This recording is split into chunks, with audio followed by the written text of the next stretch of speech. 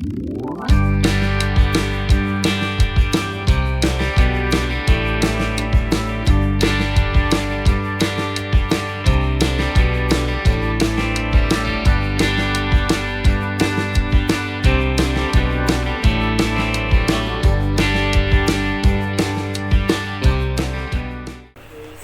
warahmatullahi wabarakatuh. Waalaikumsalam warahmatullahi wabarakatuh. Selamat siang Pak Haji Murianto sebagai Selamat Kepala siang. Sekolah di SMA Kemala Bayangkari 1. Di sini saya Ibu Ayu ingin berwawancara dengan Bapak terkait tugas PPG saya tentang eksplorasi masalah yang ada di sekolah SMA Kemala Bayangkari 1. Baik, Bu Ayu, silahkan masalah apa yang ingin disampaikan sehingga PPG-nya nanti untuk Bapak bisa lengkap dan insya Allah bisa mendapatkan hasil yang terbaik. Amin. Ya, terima kasih Bapak atas waktunya. Pertanyaan yang pertama dari saya, berapa lamakah Bapak menjabat menjadi Kepala Sekolah di SMA Kemala Bayangkari 1 Jakarta? Saya diberi amanah dari yayasan sejak tahun 2007, berarti kurang lebih 15 tahun menjabat kepala sekolah. Baik, pertanyaan berikutnya dari saya, apakah Bapak sering memberikan motivasi kepada siswa? Sering, apalagi di saat pandemi itu sekolah kan menggunakan Zoom, bahkan Zoom yang dikelola sekolah itu menggunakan bracket room, sehingga saya apabila dapat link bisa masuk seluruh kelas, bahkan melihat Bapak Ibu guru mengajar pun juga sekaligus memberi motivasi. Tetapi setelah sekarang PTM 100% itu motivasinya kita berikan yaitu pada saat upacara, apel, bahkan kalau ada guru kosong saya juga masuk ke kelas. Baik, selanjutnya menurut Bapak, apa penyebab motivasi belajar siswa rendah? Motivasi belajar siswa rendah sebenarnya tergantung dari tenaga pendidiknya atau gurunya. Maka kalau guru yang mereka itu melakukan pembelajaran itu inovatif, ada langkah-langkah yang selalu bahasa istilahnya kalau sekarang romantik, yaitu memberikan pertanyaan yang kaitannya dengan masalah-masalah, mungkin juga tertarik untuk pelajaran. Oke, baik Bapak. Pertanyaan berikutnya, menurut Bapak, apakah salah satu penyebab motivasi siswa rendah karena guru? Mengapa demikian?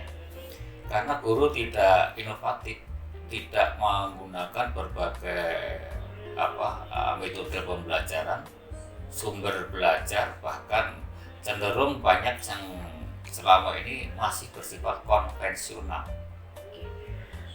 Baik Bapak, untuk pertanyaan selanjutnya, mohon maaf, apakah ada siswa ABK di sekolah SMA Kemala Bayangkari? Kalau siswa ABK tidak ada, karena yang tunadaksa, tunarungu, tunanetra itu tidak.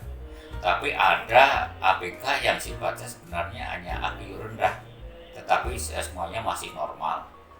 Itu misalnya IQ-nya di bawah istilahnya 80 atau hanya lemah di pengetahuannya, atau kalau soal ABK khusus, ABK benar-benar nggak ada. Baik, terima kasih Bapak. Pertanyaan berikutnya dari saya, menurut Bapak, apakah Bapak Ibu guru di SMA Kemala Bayangkari 1 sudah banyak yang menggunakan pendekatan pembelajaran dan model pembelajaran abad 21? Sudah banyak yang menggunakan. Cuma ada beberapa hal yang seharusnya dilengkapi dengan fasilitas baik memanfaatkan untuk media pembelajarannya, baik itu misalnya menginovasi, membuat pakai YouTube, pakai video. Nah, ini yang sebenarnya sudah, apalagi di saat pandemi kemarin sudah banyak yang sudah melakukan seperti itu. Oke, baik Bapak. Pertanyaan berikutnya, model pembelajaran apa yang selama ini mayoritas Bapak Ibu guru gunakan di SMA Kemala Bayangkari 1? Sebenarnya berbasis learning itu ya. PBL ya Pak? Ya, PBL itu sudah banyak dipakai. Bahkan yang sekarang kan sudah dikembangkan adalah project. Ya, karena project itu sebenarnya memberi kesempatan peserta didik itu untuk berkembang dan mereka berpikir kritis dan menghasilkan produk. Ya, seperti itu. Ya. Oke, terima kasih Bapak. Untuk selanjutnya, apa penyebab Bapak Ibu guru tidak selalu menggunakan pendekatan dan model-model pembelajaran? Antara lain yaitu guru yang biasanya usia tua itu enggan untuk belajar internet atau istilahnya teknologinya ketinggalan lah bahasanya, IT-nya kurang. Itu biasanya mereka lebih kembali kepada konvensional karena nggak mau repot bahasanya seperti itu.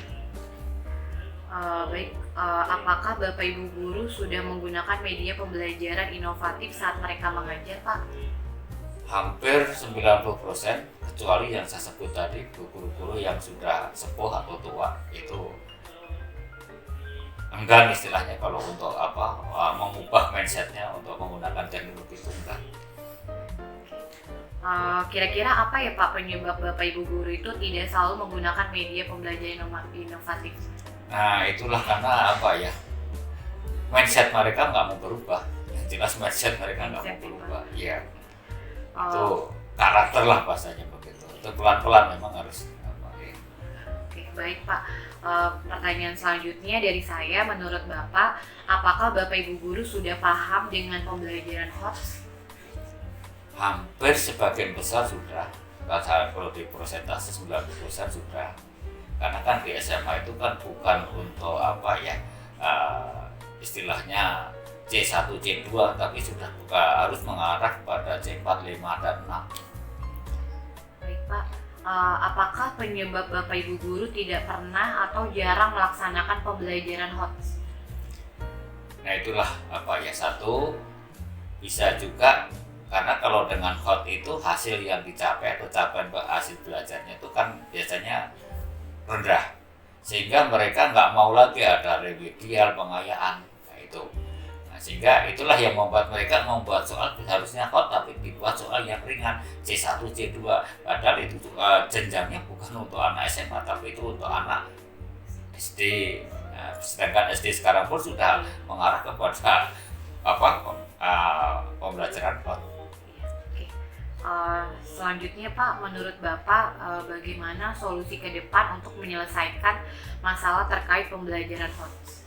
Ini harus banyak untuk melakukan IHT, kemudian ngikutin workshop, apalagi sekarang kan ada platform belajar merdeka itu. Nah itu harus diikutin, itu punya platform belajar merdeka itu kan memang tuntutan sekarang untuk kurikulum merdeka itu. Nah itu paling tidak mereka sudah punya itu platform merdeka belajar. Baik Bapak, pertanyaan terakhir dari saya, dukungan seperti apa yang sekolah lakukan untuk menjembatani guru-guru menginovasi pembelajaran, kemudian model pembelajaran dan juga media pembelajarannya? Yang paling utama sebenarnya adalah belajar melalui MGMP, itu lebih tepat, baik itu MGMP secara nasional, webinar, kemudian MGMP per bidang studi di masing-masing wilayah, kemudian juga MGMP sekolah per mata pelajaran atau bahkan kolaborasi berbagai mata pelajaran untuk menyatukan persepsi. Dan sekolah pun juga nanti akan mencoba kelemahan-kelemahannya apa, itu akan mengundang narasumber, baik itu pengawas, itu dari LPMP atau mungkin dari kementerian untuk memberikan pencerahan, sehingga ada satu persepsi dan tujuan bahwa untuk jenjang SMA harus seperti ini, kira-kira seperti itu. Oke. Ya. Baik Pak, demikian pertanyaan dari saya. Semoga jawaban dari Bapak bisa saya analisis kenapa penyebab masalah yang terjadi di SMA Kemala Bayangkari 1 ini bisa ada solusinya seperti itu. Ya. Terima kasih, berharap nanti Ibu Ayu bisa mengikuti perkembangan sehingga dalam melaksanakan PPG, apa yang menjadi kendala tadi bisa menjadi bagian dari evaluasi dan sekaligus nanti bisa ditindaklanjuti di depan. Apa yang diinginkan sebenarnya guru di abad 21 atau guru sekarang, itulah kira-kira pesan saya seperti itu. Ya. Sekali lagi terima kasih banyak Bapak Haji Murianto MPD atas waktunya. Semoga Bapak sehat selalu. Amin. Ya, terima kasih Pak. Assalamualaikum warahmatullahi wabarakatuh. Waalaikumsalam warahmatullahi wabarakatuh.